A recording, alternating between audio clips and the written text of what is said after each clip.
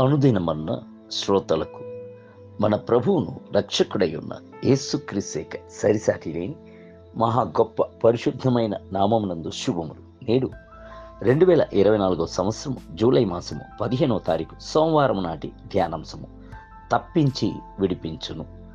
ఇర్మియా గ్రంథము 31వ అధ్యాయము 11వ వచనమందు యెహోవా యాకోబు వంశస్థులను విమోచించుచున్నాడు, వారికంటే బలవంతుడైన వాని చేతిలో నుండి వారిని తప్పించి విడిపించుచున్నాడు. మన యొక్క దేవుడు మనలను విడిపించువాడు. దుష్టులైన మనుషుల ఉచ్చుల బారి నుండి, క్రియల బారి నుండి కాపాడువాడు. ఆయనే మనకు ఆశ్రయమై ఉన్నాడు. ప్రభు దానికై ఒక చక్కనైన ఉదాహరణముగా యాకోబును చూపించుచున్నాడు.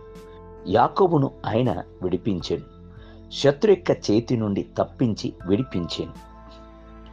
మొట్టమొదటిసారిగా యాకోబు యొక్క సహోదరుడై ఉన్న ఏసావు నా సహోదరుడైన యాకోబును చంపేదును అని తన హృదయమునందు అనుకునేను.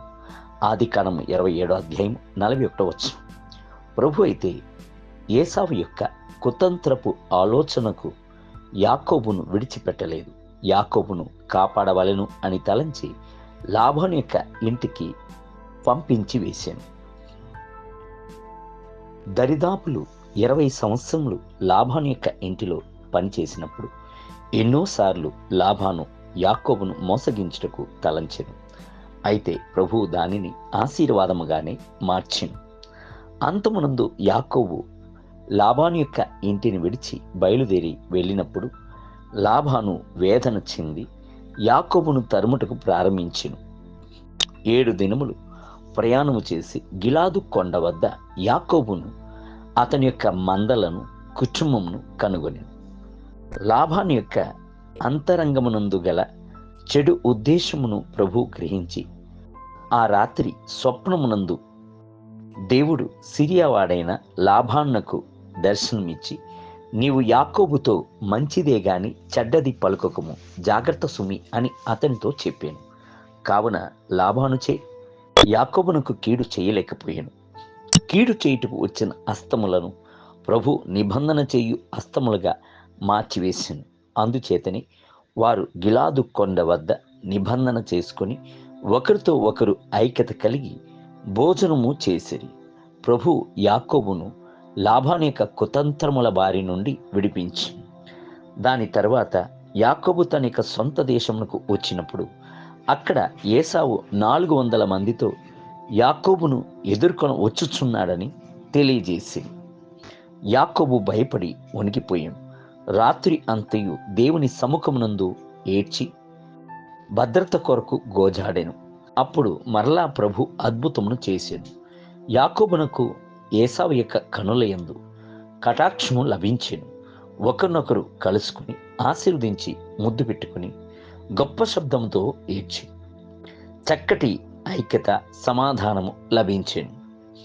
అదే విధముగా బైబిల్ గ్రంథమునందు అనేక పరిశుద్ధుల యొక్క జీవితమునందు పలు పోరాటములను సమస్యలను ఉండేను.